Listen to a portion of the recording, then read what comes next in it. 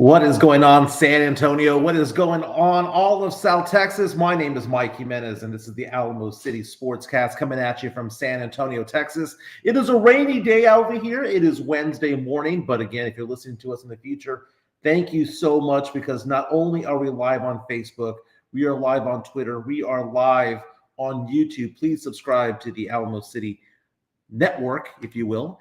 And we have over 600 subscribers so far. We're having a fun time doing the show. Joe Garcia typically produces this show, but he is out this month because of a new job, and he's in training right now. So we'll get Joe back in at the beginning of the year. This is my last show of the week, by the way. Typically, I do the show on Mondays, Wednesdays, and Fridays.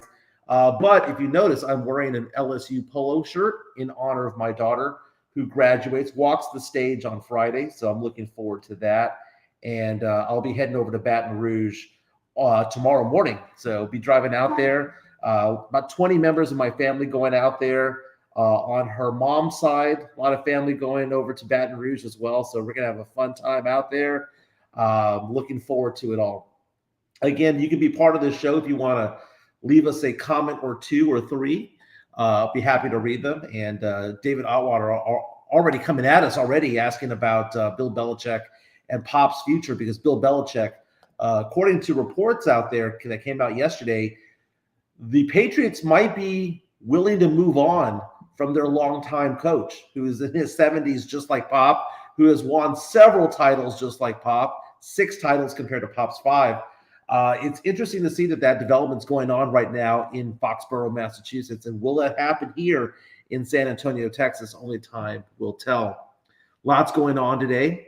So what are we going to get into? Well, first of all, did you see that video of Draymond Green? He did it again. Just completely made a violent ass out of himself yesterday. And now the question is not, is he going to be suspended, but how long should Draymond Green be suspended for what he did last night, getting ejected from the game for a violent hit on Yousef Nurcic? And like, when is he going to learn? Is he ever going to learn? Is he going to get another suspension that's only 5 games? Because 5 games apparently didn't mean shit to him.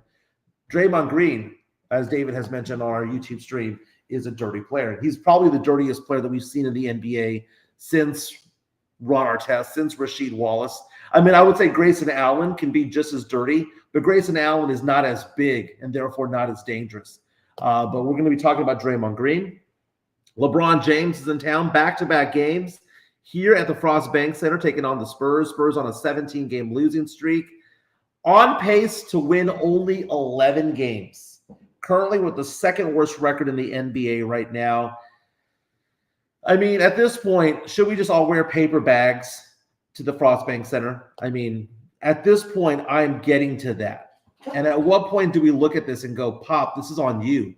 Brian Wright, this is on you. And speaking of Pop, I posed this question on Twitter the other day. Did he break Jeremy Sochan? Because a couple of weeks ago, people were making me want to eat crow because they were like, hey, man, 33 points. He had a brilliant game. But what has he done since? And what did he do before? It's so weird how we take a look at certain players like Jeremy Sochan, who can light it up one night and then go 6 or 7 games without any production whatsoever. Spurs have also lost a player for the season in Charles Bassey. How are we feeling about that? I feel bad for the guy. He went out to Austin, played for the Austin Spurs, balled out for it, had a huge game, and then has a season-ending injury, so we'll get into that as well. Lots to get into today. If we want to talk pop culture, someone, I believe it was it Sith Lord? Who was it that on Twitter posing the question, choose your fighter between Salma Hayek versus Sofia Vergara. And that got us thinking of other Latina hotties as over the years, whether it be Jessica Alba, Selena Gomez, whether it be Ana de Armas. We'll choose our fighter when it comes to it all, because I think it's an interesting topic. And then also I want to get into one of my favorite, I won't say not one of my favorite actors, but Andre Braugher passed away. And he was a very accomplished actor that it was known for many, many roles. And he passed away. Most recently, he was in Brooklyn Nine-Nine, a comedy, but he was known for his dramatic acting over the years, and he was very well trained in Shakespearean theater. So much so that if you remember, his first role was the freed slave who joined the Union Army in the movie Glory. And I don't think people realize that that's the same guy. That the funny guy from Brooklyn Nine-Nine is the same guy who played this free slave in Glory. And that, what a great movie from the 1980s. I mean, that's a very, very, very, very good movie. So R.I.P. To Andre Braugher. Lots to get into today. So again, if you want to be part of the show, reach out to us. Private streamline is going on right now on our YouTube stream. Tim Gonzalez says, what good, Mike Jimenez? It's a movie and stay home night. Cold and rainy. Yeah, and right now my dogs, I can see my dogs right now. They are a muddy mess. And I let them out this morning because I was asleep. It was 6 a.m. and they wanted to go outside. So I let them out, not really realizing fully that it was raining. And now I have to deal with the fact that they're going to be a muddy mess coming in. I have new carpeting, so I don't want them in the carpet in the bedrooms, but I have tiled kitchen floors, tiled living room floors. So I got to figure out what I'm going to do with them. Maybe put them in their kennel until they dry off a little bit. But it is one of those days. I mean, it is a chicken soup. I shouldn't say chicken soup. It is a caldo type of day. Okay. I guess for some people, it might be a menudo type of day. It is just bone chilling. And right now in my house, it is 63 degrees and I'm wearing a short sleeve polo shirt and I'm wearing shorts right now because I like it cold. I like it cold. FuseWorks asking the question again, Mike. No, I did not. Are they asking the question, did I leave them in the rain? No, I have a big covered patio area. So they are dry right now. They are wet and muddy because they like to run and play. I mean, my husky is like 8 or 9 months old. I have a golden retriever that's about 3 years old. They are young dogs. They like to go out and play.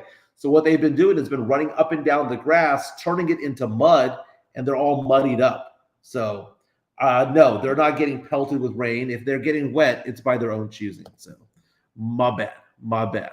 We're going to go for about an hour and 15 minutes or so. Don't forget to share this with your friends and followers, whether it be sharing it on Facebook or sharing it on Twitter, letting people know that we do, in fact, exist. And in fact, we're making big plans for the year 2024. Could be a 5-day-a-week podcast. Maybe we'll change the time, whether it be 10:30, 12 o'clock, or whatever the case may be. We're trying to figure that out. So I know we're going to be talking about that. Locked on Spurs, Jeff Garcia reaching out and saying, bone chilling. This is still shorts weather for me. This is nothing versus living in New York City. Well, no kidding, man. No kidding. But also in New York City, they bitch and complain when it gets 88 degrees. And you know that. Over here, we get over 100 days in a row of 100-degree weather. We know what it's like when it's hot. But it is kind of just this really caldo type of day that got me thinking about what I'm going to have for lunch because I'm doing that intermittent fasting. So right now, my count, I'm trying to go 16 hours a day without eating, without any caloric intake, to kind of lose a little bit more weight, trying to be effing cute in 2024. And right now, it says, see if you can see that. It says that I have fasted so far 17 hours and 23 minutes. So I haven't eaten in 17 and a half hours. And by the time this show is over, I'm going to go order some food, probably get some caldo or something like that over at Tinka Taco right next door to me. I'll go 19 hours without eating, without any caloric intake. Raul, I do intermittent fasting. Dude, it works, man.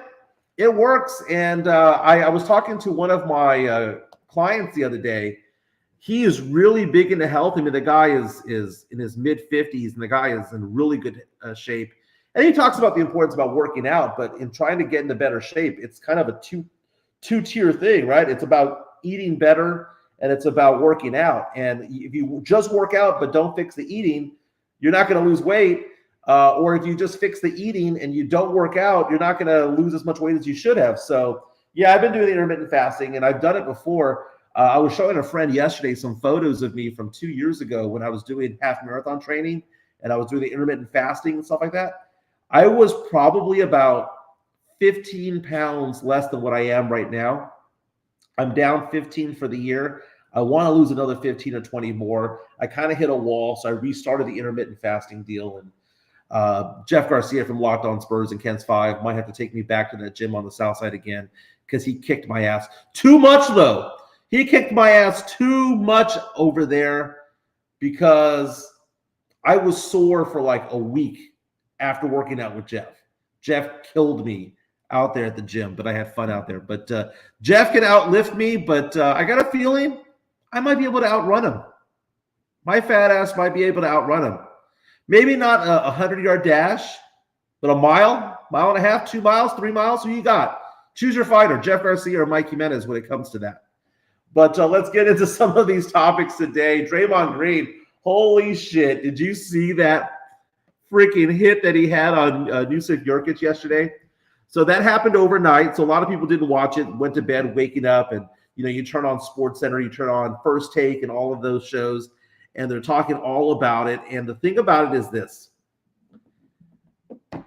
When he gets suspended today, because it's going to come down today, and as Jesus Rivera says, he should have swung on me. Well, why? Why? Tell me reasons why I need to be hit by Draymond Green. But Draymond Green has been ejected from 18 games in his career, has served multiple suspensions, was suspended last month for choking Rudy Gobert, suspended for 5 games, comes back for like 6, then does this crap. And there's several things that are not being discussed when it comes to all of this. Because I watched First Take this morning. I watched, SportsCenter, and I got to get their takes on it. But the one thing that they did not bring up was the fact that this was done right next to Golden State's bench. So this whole action took place right in front of the bench. He says hugged on and that he was trying to sell a foul, and he goes and does this full body. They call it a slap, but really it's a side punch on Nurcic. And if you see the reaction of his own teammates, of Draymond Green's teammates, go back and look at the video. Look at the video. The reaction of his own teammates says everything that you need to know about what's going on, about how wrong Draymond Green is. So when he gets suspended, it's going to be a lot of things going on. It's going to be the fact that he's been an offender of this many, many times. That's one part of it all. The second part of it is that he shows no remorse. The third thing is that he's giving lies as to get excuses as to what was going on and why he did what he did. And fourth, he's talked about in the past how you're not going to change him. So all these people who are trying to come out and be these Draymond Green apologists need to sit the fuck down. I'm tired of Draymond Green. Draymond Green needs to be suspended a minimum of 10 games. If it comes down single digits, then you know that the NBA commissioner has absolutely no balls. Now, his apologist, Draymond Green's apologist, coming out and saying, well, Ron Artest was suspended 7 games for elbowing somebody to the point where they had a concussion, and therefore the precedent's been set at 7 games. No, you can reset a precedent. Just because something bad happened or there was a bad decision made years ago doesn't mean that you have to fucking live by it for the rest of your life. That's not how life works, okay? You can actually course correct, and you can go tell the union to go screw themselves because public opinion is going to drive all this, and public opinion is tired of Draymond Green. They're tired of him. And to think about it, the fact that they lost an NBA Finals, the Golden State Warriors, because Draymond Green got ejected and got suspended because of it. The guy does not care about his teammates. And the funny thing is, he's probably going to be a Hall of Famer. He's probably going to be a Hall of Famer, but is he really a Hall of Fame talent? Would he have been a Hall of Famer if he didn't play with Steph Curry, if he didn't play with Klay Thompson, didn't play with Kevin Durant? If this guy played with Oklahoma City or the San Antonio Spurs or the Indiana Pacers or the Detroit Pistons, and they were a 500 team or they were a first-round knockout, would he be a Hall of Famer? Please tell me how Draymond Green is a Hall of Famer, because I don't see it. I don't see it. Is he somebody that would want on my team? Yes. Those talents, I would want that on my team. But is it really a Hall of Fame talent? I mean, Draymond Green's an excellent defender, but he's also a bad three-point shooter. He's an excellent defender, but he's also a good passer. He's basically a higher-end Boris Diaw, in my opinion. He wouldn't be the star that he is if he wasn't latched to Steph Curry, if he wasn't latched to Klay Thompson, which has me worried about when they say that Jeremy Sochan is kind of a Draymond Green type of player. Because, like, okay, show me the Steph Curry on the team. That means absolutely nothing. Jesus Rivera reaches out and says Draymond needs to have the John Morant type suspension. John Morant currently on a 25-game suspension. I think that would be the max that they would do. I think it's going to be somewhere between 10 and 15. But 25 comes down, the union's going to step in, and it's going to be a big old mess. But again, public opinion is on the side of the NBA doing something. Other comments coming in. Raul says Draymond is basically Ron Artest. The difference, though, is Ron Artest seemed to want to get better. Ron Artest knew that he had demons of some sort, psychological. He knew that he had some sort of issue going on mentally and tried getting help. He tried to get better. He would talk to the media about how wrong he was about certain things, the malice in the palace and all that stuff. And he would talk about like where he was coming from. And it was easier to be sympathetic towards Ron Artest, Meta World Peace, whatever you want to call him. It was easier to sympathize with him because he kind of felt and said that he wanted to be better than what he actually was. Draymond Green shows no remorse and has come out and said that he will actually do these things again. And for him to come out and just simply say that it was an accident, he was trying to sell a play, he wasn't trying to sell shit. He was trying to get violent and hurt somebody. And there have been players that were like that over the years. I mean, you go back in time from Bill Laimbeer to Rick Mahorn. You had Horace Grant. You had Dennis Rodman, who was dirty. Robert Parrish was dirty. Karl Malone was dirty. There's a history of dirty players in the NBA. But it's just tiring. It's one thing for that to be the standard because that's not the standard anymore. And if you want to say that it's a throwback to the 80s and 90s, I mean, okay, that's fine. But it was being done by other players and other teams. I mean, you look at the bad boy Pistons of the late 80s, early 90s, that was kind of the style of play. And to be honest with you, that style of play lost ratings. You had...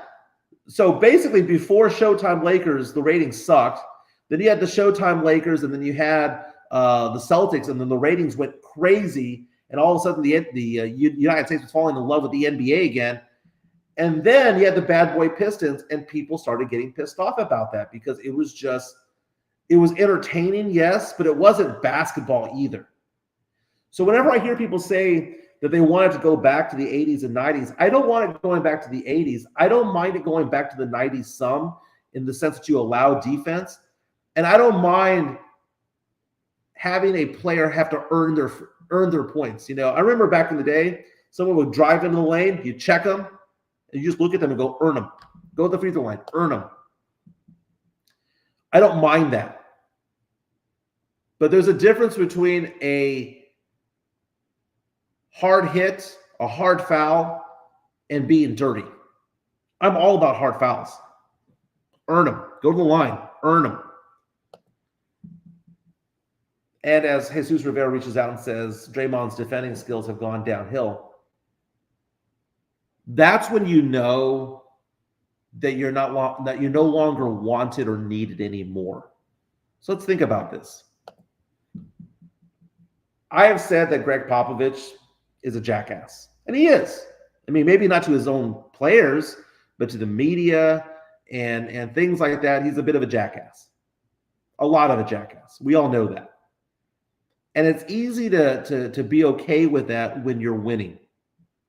Winning cures all. I mean, Jimmy Johnson said many, many years ago that there are rules for champions. There are rules for winners.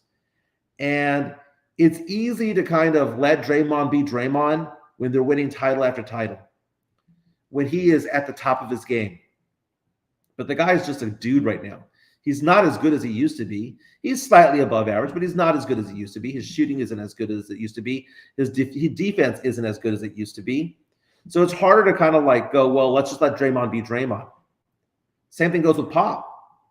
You know, Pop keeps winning, 50-win seasons. He can be a jackass to the media and everybody.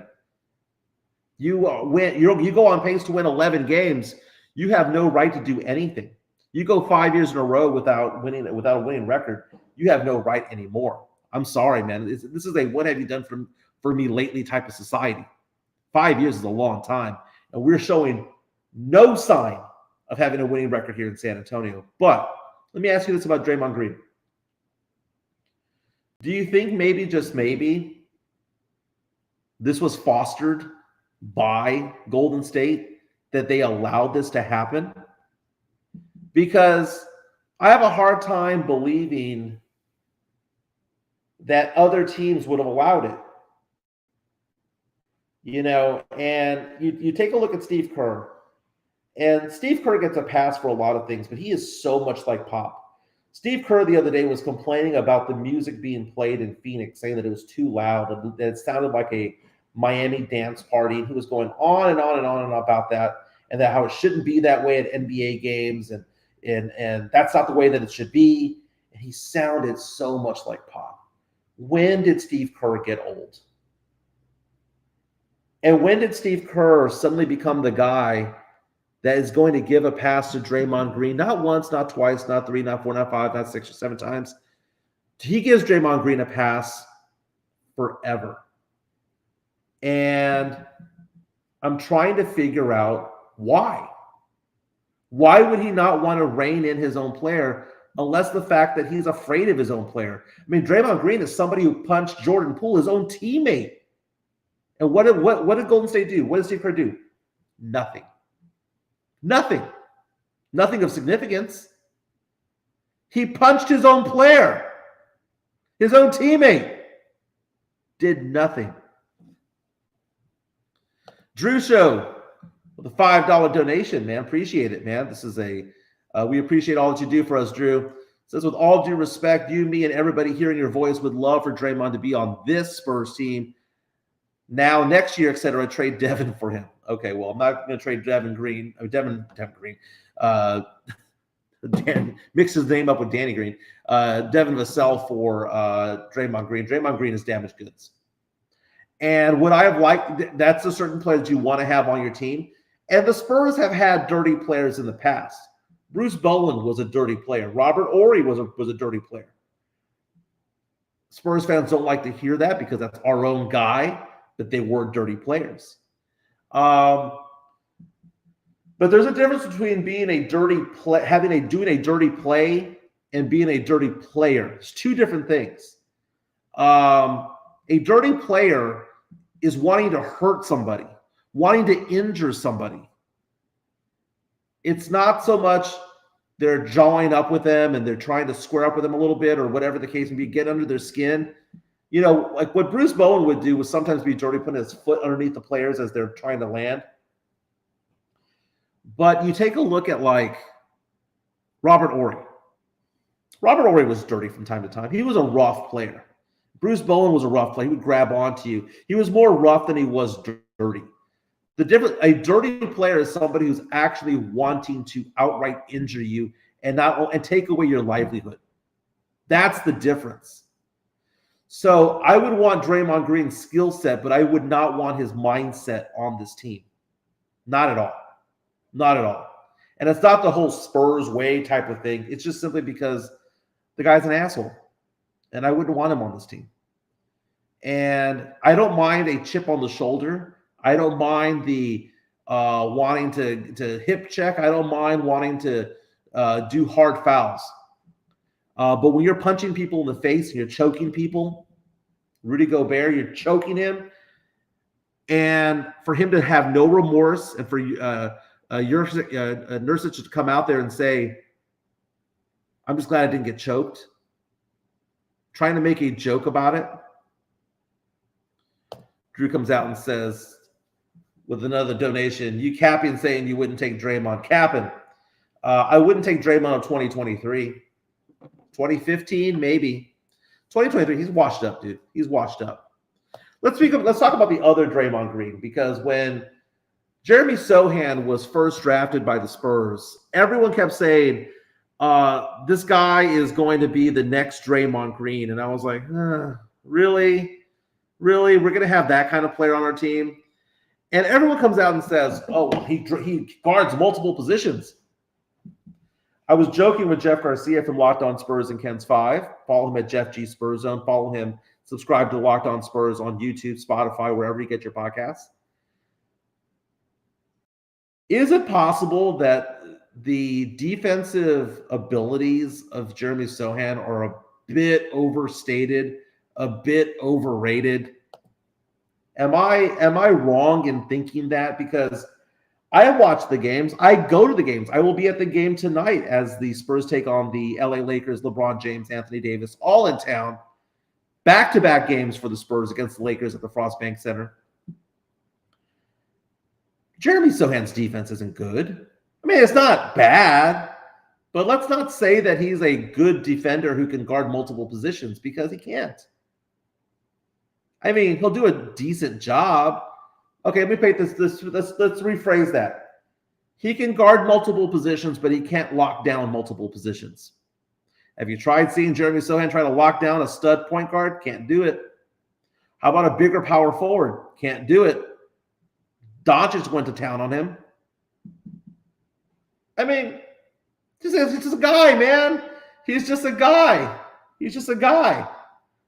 And if you take a look at it, I asked the question on Twitter the other day, did Popovich break Jeremy Sochan?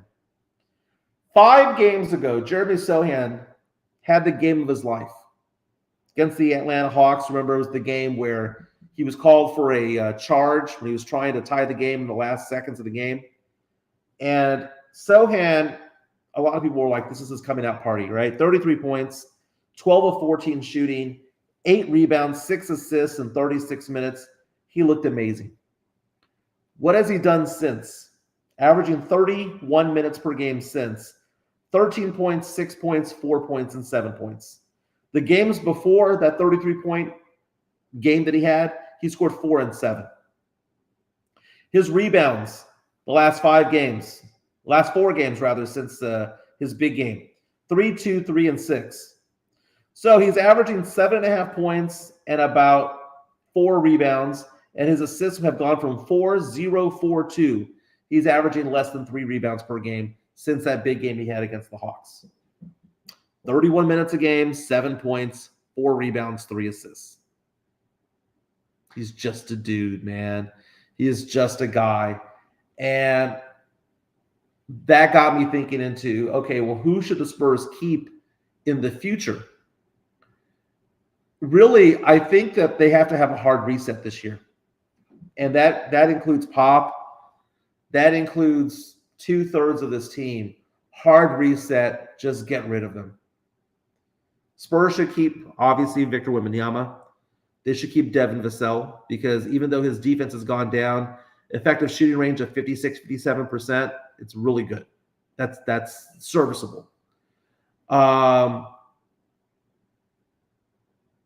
Beyond that, City Sissoko, to see what he brings defensively and develop him. I mean, it might just be those 3 players. I don't care about Zach Collins. I don't care about Kelvin Johnson. I don't care about Trey Jones. I don't care about Jeremy Sochan.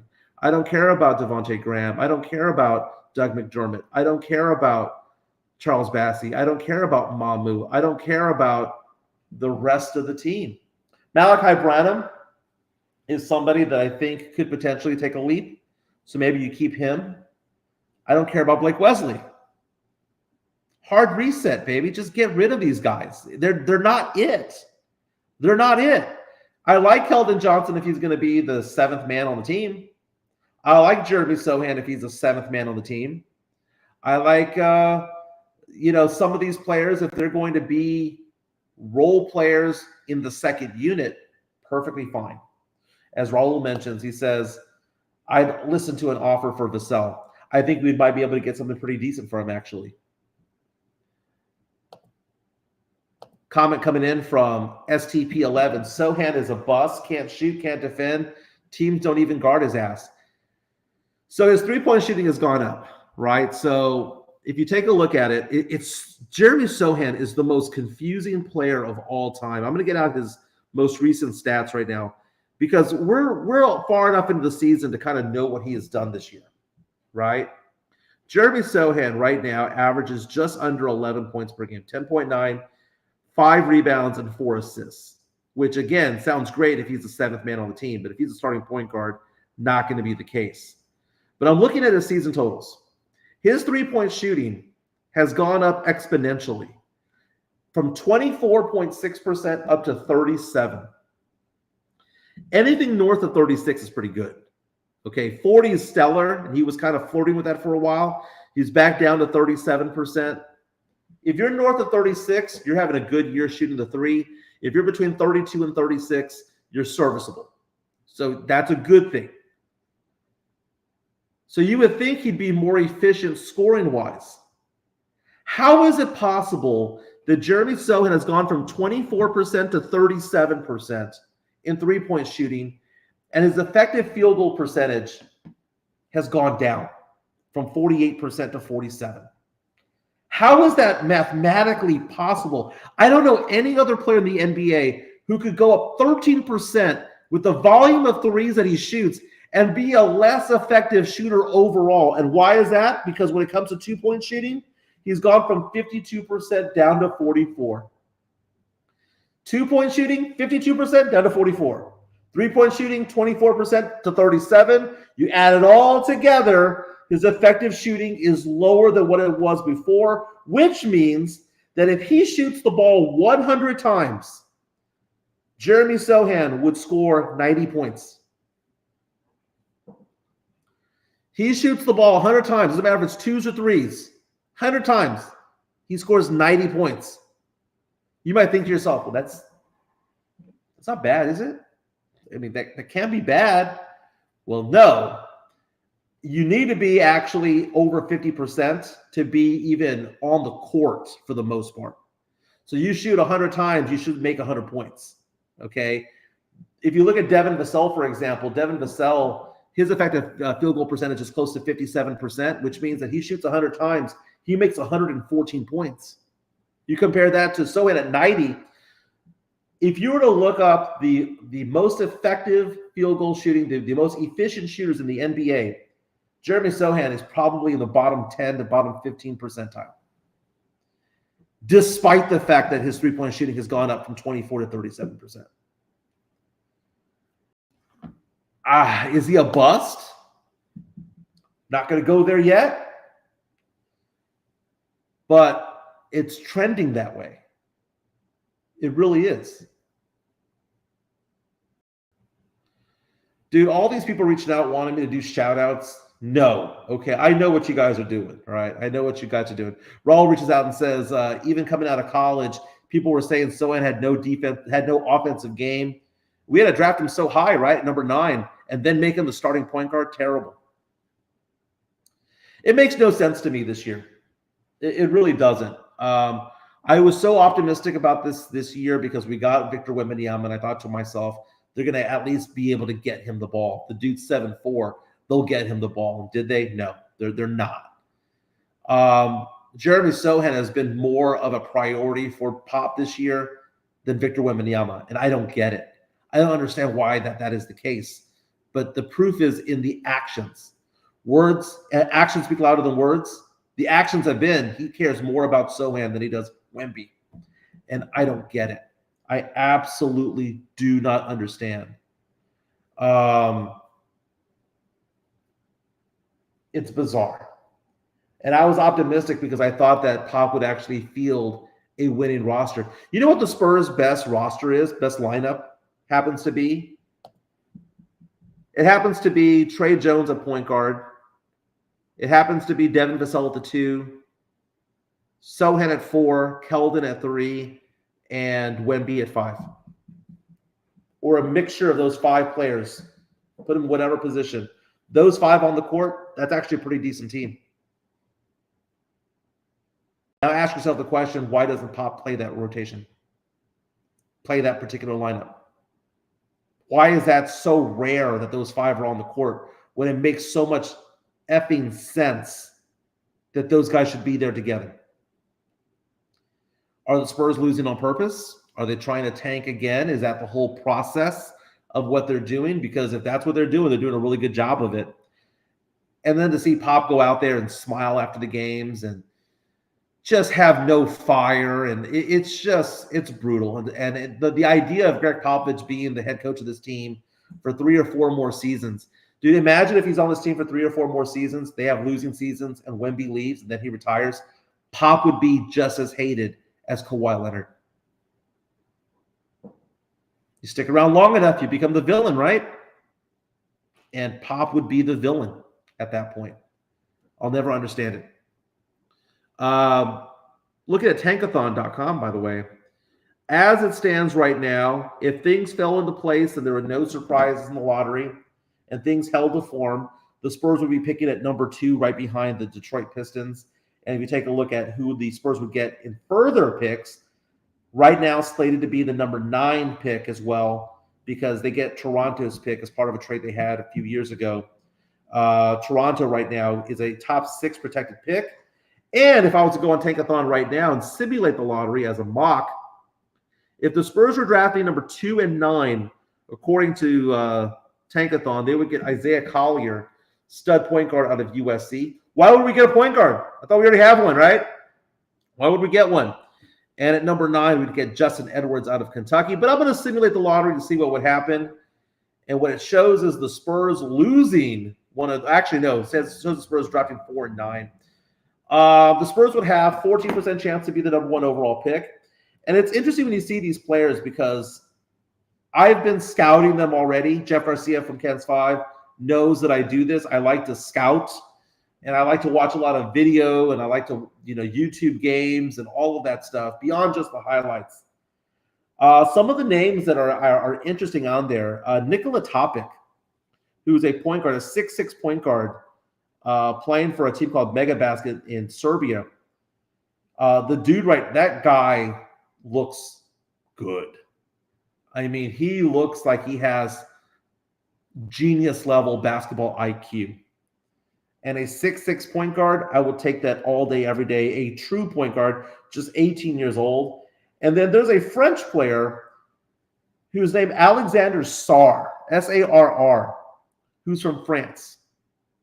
And I've been watching his highlights as well, getting a little bit excited. He's supposed to be a top 5 pick. Alexander Sarr is a power forward / center at 7'1". Let's just go ahead and say it that I'm not the biggest fan anymore of Collins. So, Zach Collins is expendable to me. That might be somebody to pair up with a Victor Wembanyama. I mean, you'd have 2 French players down low, both over 7 feet tall. Wouldn't mind it at all. Raul reaches out and says, dude, Pop is killing his legacy. Becoming more apparent, Tim Duncan carried Pop. Again, the news coming out of the Boston area about the fact that there are reports saying that Bill Belichick might likely be out as head coach of the Patriots, despite the fact that he has 6 rings. Even Belichick is fireable. National Sports Laughingstock, the Spurs right now, 15 seed, 17-game losing streak. Let's talk about an article that Jeff Garcia wrote on kens5.com yesterday, talking about the fact that you can actually bet on how long this losing streak is going to be. And right now, the Vegas odds is at 22.5. And it's interesting because I was talking to Jeff about this because, I pride myself on kind of being the first to see something sometimes. And when the Spurs started losing, I remember telling Jeff on Locked On, I said, dude, this is going to be an epic losing streak. This might be a losing streak that goes 20 games. If the Spurs don't beat the Bulls, this is going 20. And we were going back and forth. And Jeff, good friend, man, he was like, nah. The Spurs will win one of these games. They'll beat the Rockets. They'll beat somebody, and the streak will be over. And I just kept on saying, no, this is getting to 20. Spurs right now at 17-game losing streak. Back-to-back home games against the Lakers. Lakers lost a heartbreaker yesterday to the Mavericks. Will the Spurs win one of those games? I don't think so. Then the Spurs have a home game against the Pelicans Sunday afternoon, 2:30 tip-off. Then the Spurs are on the road against the Bucks, on the road against the Bulls, on the road against the Mavericks, and then home against the Jazz. So the over-under is thinking that the Spurs are going to win their next game December 28th against the Blazers. Spurs would have gone 7 weeks at that point without winning a game. Spurs last won a game the first week of November, back on November 2nd against the Phoenix Suns. The Spurs were 3-2. 3-2. Alonzo reached out to us saying the Spurs draft Holland and Topic. Isn't that double dipping a little bit? I mean, I see where you're going with that. I'm just looking at like how they would fit in the rotation. I mean, unless the Spurs are getting rid of everybody, which I wouldn't mind if they got rid of most people. Ron Holland, small forward. So basically, you're saying that he would be replacing. He'd either replace Sochan or Keldon, and you'd have to move Wemby to the 5 spot to make that happen. STP11 saying just what the Spurs need: 2 19-year-old draft picks to add to a current trash young roster. Locked on Spurs. Jeff Garcia, did you say today's topic on Los? Who do you got, Jimenez? Well, let me take a look on that. I haven't been on Twitter much this morning. Let's see here. Locked on Spurs. Let's see here. Why does he have to make me go search for it? Locked on Spurs. Last stories that he posted was about Locked on Spurs question. Which Spurs point guard would you want back? DeJounte Murray or Derek White? That was actually pretty easy. I'd want Derek White back. I would want Derek White back in a heartbeat because the guy's a winner. The guy has a work ethic. He's not as physically talented as DeJounte Murray, but there's a humbleness about Derek White. It was time for him to go. So when they got rid of Derek White, I was actually very supportive of it because he belongs on a good team. And you see what he's doing with Boston. You see how he rights the ship and how loved he is in Boston. That is a guy, Derek White. If you told me that Derek White's going to be an NBA head coach one day, I would believe you. He has a basketball IQ that's so high. That is, he plays defense. He understands how to run an offense. He understands how to be humble on the court. I would want to have Derek White on this team. DeJounte Murray, as much as I enjoyed him on the team, wouldn't do it for me. Drew Show reaching out with another $5 donation, a mega post saying the Spurs can draft 100 top 10 picks and nothing will change. Keep pipe dreaming 2-0, Bear County. You are conditioned to it as Cowboy fans for no reason. Well, we're conditioned to it simply because we turned the number 1 overall pick in David Robinson into something and the number 1 overall pick in Tim Duncan into something. And if you take a look at what the Spurs did back in the run of 03, 05, 07, and 14, not necessarily 99. I mean, 99 was because, look at 99. Let's go back in time. The 99 roster had homegrown talent. We drafted Tim. We drafted Robinson. We drafted Sean Elliott. Avery Johnson was pretty much homegrown. You look at 03, we drafted Tony Parker. We drafted later on Manu Ginobili. And so the Spurs have a history of turning their draft picks into a championship team. The problem was that you had a Tim Duncan there, and Tim Duncan came polished into the NBA 4 years removed, 4 years after 4 years at Wake Forest. So it was a little bit different.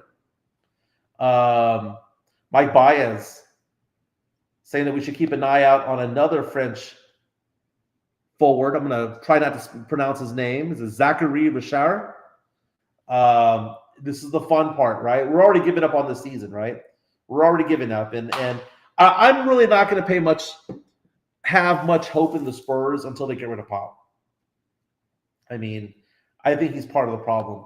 I have a hard time believing that every other coach in the NBA would have lost 17 in a row with this roster. I think that there are other coaches out there that could have figured it out. Maybe not a winning record or anything like that, but could have figured out, stitched together 2 or 3 or 4 or 5 wins with the roster that we have right now.